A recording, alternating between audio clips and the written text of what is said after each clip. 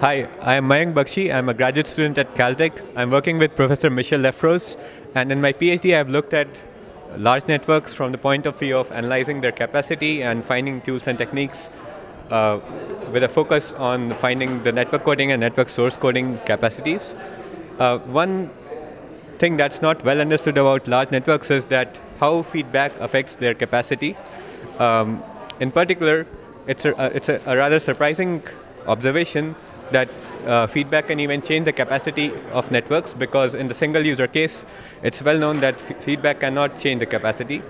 So we look at a few cases of networks with feedback, and we show that in some cases the gains due to feedback can be arbitrarily large.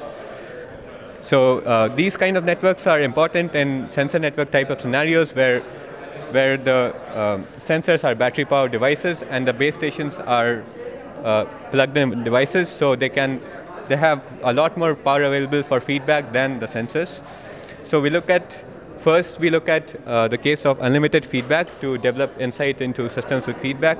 We look at networks with side information where there is some desired source, some side information source, and we show that in the presence of feedback, the rate region for this is very different from the rate region without feedback. In fact, the difference between the two rates can be made arbitrarily large by choosing the joint distribution of these two sources appropriately. This result also extends to bigger networks with side information. Next, we look at networks with multicast demands, and we show that the presence of feedback can change the cut set bound for this network, and hence it can help us reduce the rates required on the forward links. And finally, in the case of unlimited feedback, we also look at distributed lossy compression. So here, X and Y are two sources that are desired with some distortion.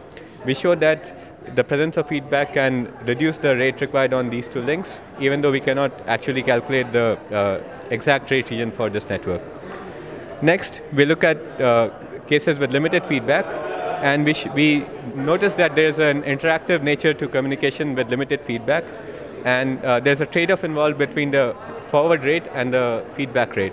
So for example, in this network where X is a desired source and Y is the side information, and the decoder wants X with absolutely zero error, we show that there's a fundamental trade-off between the forward rate and the feedback rate, and we show several examples to show that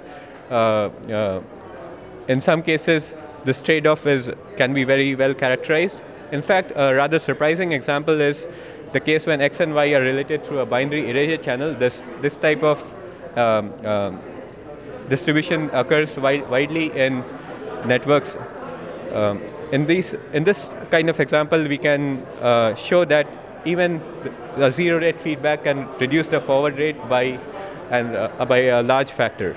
So these two cases show that feedback can help us reduce the rate region, help us increase the capacity of networks in general. And finally, we also show that there are some other benefits to feedback. For example, in the presence of feedback, the complexity of encoding and decoding can be significantly reduced. And further, sometimes with feedback, we can understand networks which were not understood without feedback. Thank you.